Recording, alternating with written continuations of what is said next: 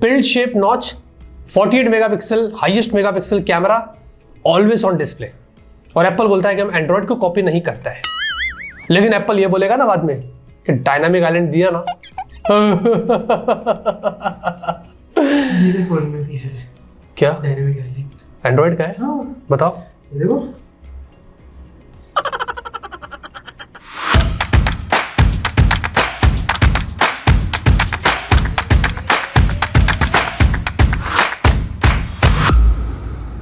Alright दोस्तों, आज पूरा खुलासा करते हैं आईफोन 14 प्रो मैक्स और आईफोन 13 प्रो मैक्स के बीच में। हर कैटेगरी में आपको बताएंगे कि क्या क्या चेंजेस हुए हैं और आपको अपग्रेड करना चाहिए या नहीं करना चाहिए। ये है आईफोन 14 प्रो मैक्स का box, same iPhone 13 pro max जैसा है। बॉक्स में चार्जर आपको नहीं मिलता है, इन्होंने ही सबसे पहले ये ऑनर्स किए थे। और साथ में सिर्फ एक केबल मिलेगा और कुछ कागजात वगैरह है। हमने 256 GB वाला वेरिएंट मंगाया है। वैसे ये 1,40,000 से इंडिया में स्टार्ट होता है, 128 GB। 256 वाला कुछ 1.5 लाख का है, लेकिन HDFC का क्रेडिट कार्ड लगाया, हमको 6,000 ऑफ मिला, तो 1,44,000 तक पड़ा है। थैंक्स टू साकिब, पता नहीं कौन सा चोरी वाला कार्ड लाया उसने, उससे में भी हमने कर दिया। एनीवेज, आते हैं सबसे पहले डिजाइन और बिल्ड की बात करें तो भाई एकदम सेम फॉर्म फैक्टर पर है। I mean almost. यहां पर वैसे गोल्ड कलर में थोड़ा डिफरेंस मुझे दिखा। जो आईफोन 13 प्रो मैक्स का गोल्ड वो थोड़ा सा डार्क साइड पर था। आईफोन 14 प्रो मैक्स का जो गोल्ड है वो स्लाइट हल्का ब्राइट था। तो ये एक हमने मतलब एकदम दिमाग लगा के देखेंगे तो ही दिखेगा, ऐसा नहीं दिखेगा। बाकी वही आपको पीछे गोरिल्ला ग्लास यहाँ पर बैक देखने को मिलता है, स्टेनलेस स्टील फ्रेम है, सेरामिक शील्ड आपको यहाँ पर डिस्प्ले पर प्रोटेक्शन दिया गया है, और उसके अलावा IP68 रेटिंग्स एकदम सेम है। वैसे आईफोन 13 प्रो मैक्स ये 7.65 mm की थिकनेस पर है, आईफोन 14 प्रो मैक्स 7.85 mm की थिकनेस पर है, हल्का सा ज्यादा है। वो भी अगर एकदम दिमाग लगाकर आप ऐसे देखेंगे तो दिखेगा फर्क, वरना फर्क नहीं है। आईफोन 14 प्रो मैक्स 240 ग्राम्स का है, आईफोन 13 प्रो मैक्स 238 ग्राम्स का है। वेट में भी ज्यादा कोई खास फर्क नहीं है। इनफैक्ट पीछे से भी एकदम सेम है। यहां पर सिर्फ जो कैमरे के कटआउट है, गौर से देखने पर आईफोन 14 प्रो मैक्स में ऐसा लगता है कि थोड़े सेंसर्स लार्ज है, बाकी एकदम सेम है। मतलब एप्पल ने फॉर्म फैक्टर के मामले में कोई भी चेंजेस नहीं किया। हाँ, थैंकफुली इंडियन वेरिएंट में उन्होंने फिजिकल सिम दिया है, जो हमें यूएस वेरिएंट में देखने को नहीं मिल रहा था। बस ये हमें अच्छा लगा, बाकी तो सब कुछ एकदम सेम ही है। डिस्प्ले की बात करते हैं, दोनों में 6.7 इंच की सेम स्क्रीन साइज वाली super retina XDR OLED display, कोई खास चेंजेस नहीं है।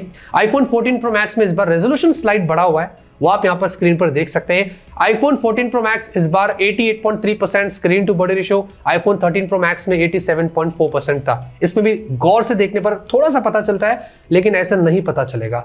वैसे आईफोन 14 प्रो मैक्स इस बार आपको 1 बिलियन कलर्स यहां पर प्रोड्यूस करके देगा। आईफोन 13 प्रो मैक्स में 16 मिलियन था। हमने जब वीडियोस देखा वहां पर भी कुछ खास हमें मेजर चेंजेस यहां पर नहीं दिखाई दिए। उसी के साथ आईफोन 14 प्रो मैक्स 1600 निट्स की इसमें पीक ब्राइटनेस है, ये अप टू 2000 तक जाता है। तो ये पहला ऐसा आईफोन है इतना ज्यादा पीक ब्राइटनेस लेके आया है। ये अगर डायरेक्ट सनलाइट के सामने जाएंगे तो ही वो अपना चमत्कार दिखाएगा। आईफोन 13 प्रो मैक्स में 1200 ही है, उसके ऊपर वो नहीं जाता है। हमने समवॉट थोड़े चेंजेस देखे थे आउटडोर में आईफोन 14 प्रो मैक्स के डिस्प्ले में, ये हमें स्लाइट ब्राइट लगा था। वैसे सेरामिक शील्ड डिस्प्ले पर दोनों पर है, वो तो मैंने आपको पहले ही बता दिया। और साथ में प्रो मोशन डिस्प्ले टेक्नोलॉजी वही 120 हर्ट्ज की हायर रिफ्रेश रेट, वो दोनों में सेम है। स्वाइप्स करो, सब करो, वो स्मूथ ही लगता है। लेकिन अब क्या हो गया कि एप्पल ने आईफोन 14 प्रो मैक्स में आपको ऑलवेज ऑन डिस्प्ले का सपोर्ट दिया आफ्टर सो मेनी ईयर्स। 2016 में सबसे पहले सैमसंग गैलेक्सी S7 आया था, फिर LG G6 आया, उन्होंने दिया था। इतने साल बाद जाग कर एप्पल ने अब दिया है, जो आईफोन 13 प्रो मैक्स में नहीं था। हाउएवर हार्डवेयर कैपेबिलिटीज है आईफोन 13 प्रो मैक्स की,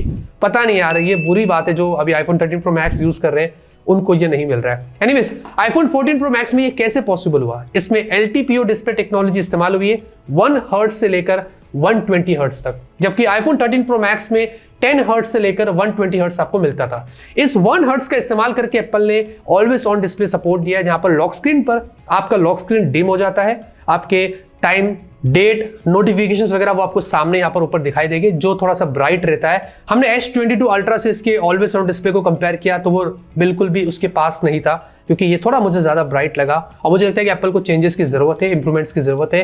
वैसे आप चाहो तो अपने हिसाब से कस्टमाइज कर सकते हैं, लॉक स्क्रीन थोड़े बहुत चेंज कर सकते हैं, वॉलपेपर्स। बाकी मुझे लगता है कि ये इतना भी कोई खास इंप्लीमेंटेशन नहीं है, लेकिन स्टिल ऑलवेज ऑन डिस्प्ले है तो आप इसका इस्तेमाल कर सकते हैं। लेकिन जो की चेंजेस मुझे यहां पर डिस्प्ले में दिखाई दिया दोनों में, वो है आईफोन 14 प्रो मैक्स का पिल्ड शेप नॉच दिया है, उसको थोड़ा सा लंबा खींच दिया है लेकिन दिया है। आईफोन 13 प्रो मैक्स में थोड़ा अलग सा था, इस बार थोड़ा चेंज हो गया। अब यहां पर दोस्तों एक चीज ये हो गई है, इस नॉच के जरिए उन्होंने आपको डायनामिक आइलैंड वाला फीचर दिया है, जो आप इसके थ्रू बहुत बढ़िया तरीके से पर्टिकुलर ऐप में इंटरैक्ट कर सकते हैं। फॉर एग्जांपल मैंने स्पॉटिफाई ऑन किया, गाना सुना, बाहर आ गया तो वो जो पिल्ड शेप नॉच है वो एक्सपांड हो जाता है, आपको बताता है कि अभी गाना चल रहा है, और प्रेस एंड होल्ड किया उस पर तो वो और एक्सपांड हो जाता है, और भी काफी सारे फंक्शंस आप वहीं से यहां पर कर सकते हैं। इसी तरीके से अगर आपने वॉइस रिकॉर्डिंग वगैरह कर रहे हैं, उसका बार्स वो आपको ऊपर दिखाएगा। फिलहाल के लिए काफी लिमिटेड एप्स में इसके भी सपोर्ट दिया है, हो सकता है फ्यूचर में थर्ड पार्टी एप्स का भी सपोर्ट आ जाए। बहुत ही बढ़िया तरीके से आप इस पिल्ड शेप नॉच को इंटरैक्ट कर सकते हैं अलग अलग एप्स के अंदर। तो ये एक डिफरेंस मुझे दिखा अगर मैंने जब उसको 13 प्रो मैक्स के डिस्प्ले से कंपेयर किया था। परफॉर्मेंस की बात करते हैं, इस पर काफी कंट्रोवर्सी है कि A16 बायोनिक चिप जो आईफोन 14 प्रो मैक्स में आई है वो A15 बायोनिक चिप से कितनी ज्यादा फास्ट है। ठीक है, मैं आपको पहले ही बता देता हूँ, CPU में 5 to 8% और GPU में अप टू 50% उन्होंने सिर्फ मेमोरी बैंडविड्थ को इंक्रीज किया है उस हिसाब से। बाकी दोनों में वही सेम हेक्सा कोर वाला आपको CPU मिलता है, 2+4 वाला। बट आईफोन 14 प्रो मैक्स का जो A16 है ये 3.45 गीगाहर्ट्ज पर है। आईफोन 13 प्रो मैक्स का जो A15 था ये 3.2 और समथिंग गीगाहर्ट्ज के ऊपर था, और साथ में दोनों का जो GPU वो आपको एकदम सेम मिलता है। हमने एंटूडू किया था यहाँ पर, उसमें आईफोन 13 प्रो मैक्स कुछ 7 लाख के आसपास आया है, आईफोन 14 प्रो मैक्स कुछ 9 लाख के आसपास था।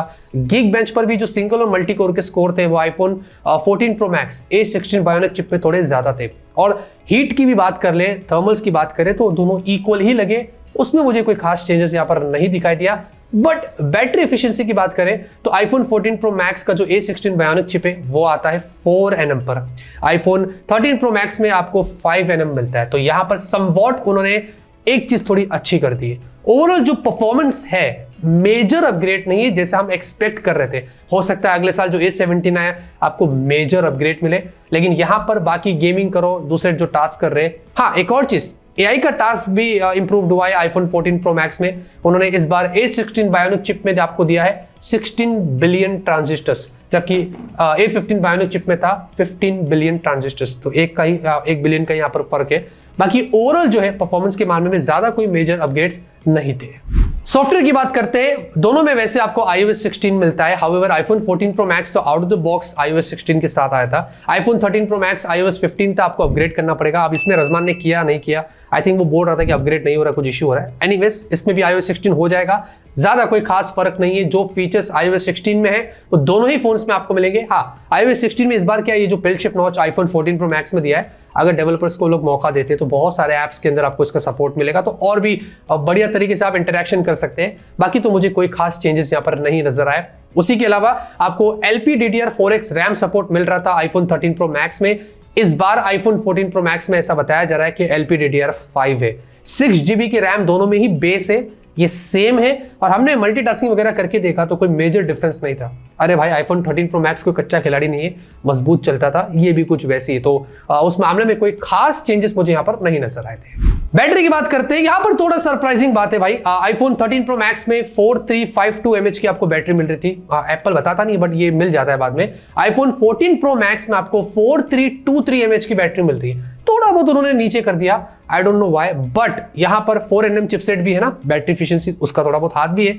दोनों में इक्वल लगा। बैटरी बैकअप की अगर बात करें, कोई मेजर डिफरेंस मुझे यहां पर नहीं लगा। मतलब पूरा दिन हमने इसको यूज किया, ऐसा लग रहा था कि भाई ये आईफोन 13 प्रो मैक्स जैसा ही परफॉर्म कर रहा है। अगर हम बैटरी की बात करें तो डेफिनेटली जितना आपको बैकअप आईफोन 13 प्रो मैक्स में देखने को मिल रहा था, जितनी तारीफें इसकी हुई है, आईफोन 14 प्रो मैक्स भी बैटरी के मामले में उतना ही बढ़िया परफॉर्म कर रहा था। उसी के साथ चार्जिंग की बात करें, सैडली यहाँ पर कोई चेंजेस नहीं है। रूमर्स थे कि 30 वॉट होगा, ये होगा, लेकिन नहीं।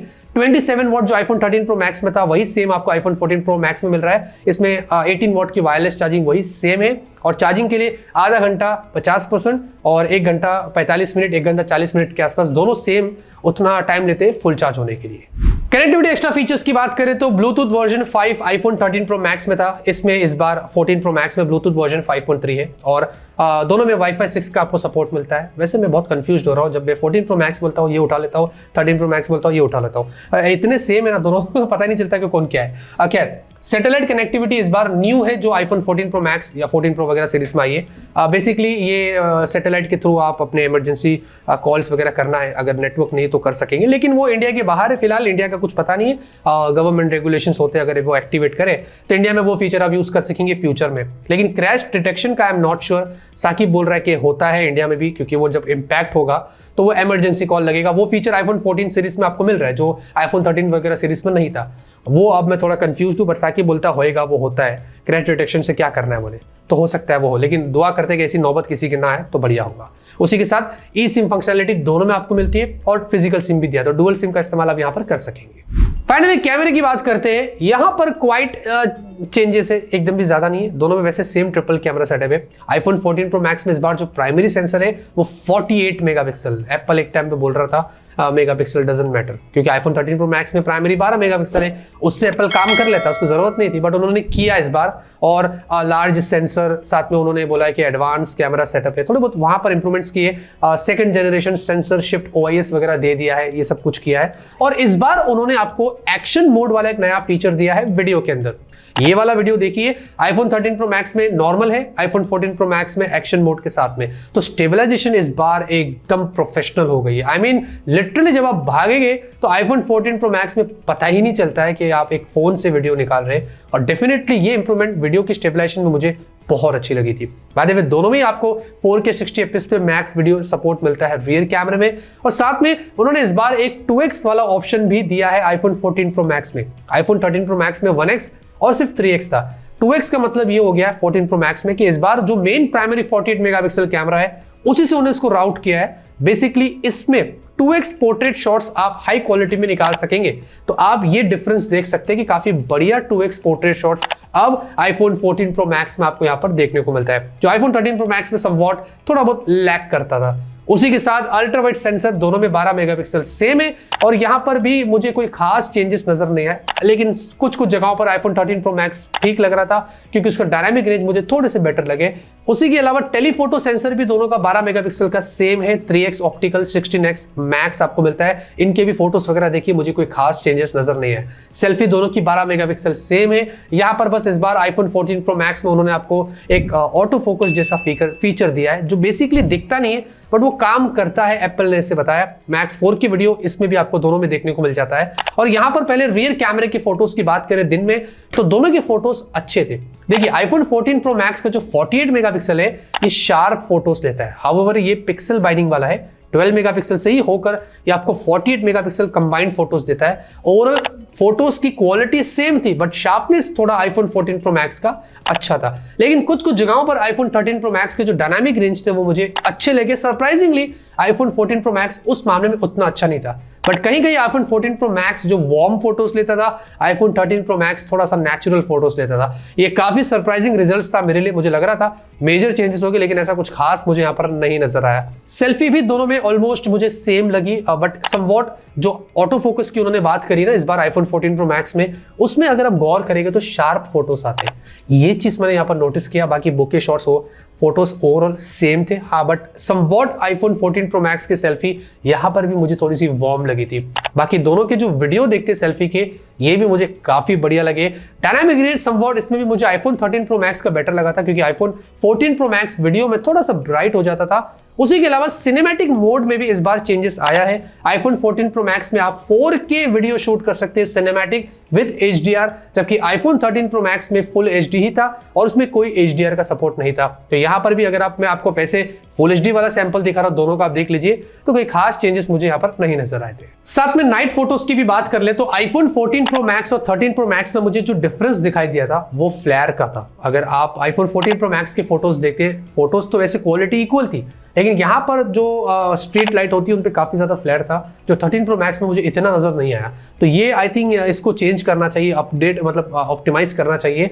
और साथ ही साथ वीडियो क्वालिटी मुझे नाइट में ठीक लगी, स्लाइट आईफोन 14 प्रो मैक्स को मैं बेटर बोल सकता हूँ। तो यहाँ पर भी नाइट के फोटोज की बात करें तो कोई मेजर डिफरेंस मुझे यहाँ पर नहीं दिखाई दिया। जाते जाते एक ही चीज कहेंगे दोस्तों, दोनों फोन्स अपनी जगह पर डेफिनेटली काफी पावरफुल है, लेकिन क्या आपको अपग्रेड करना चाहिए?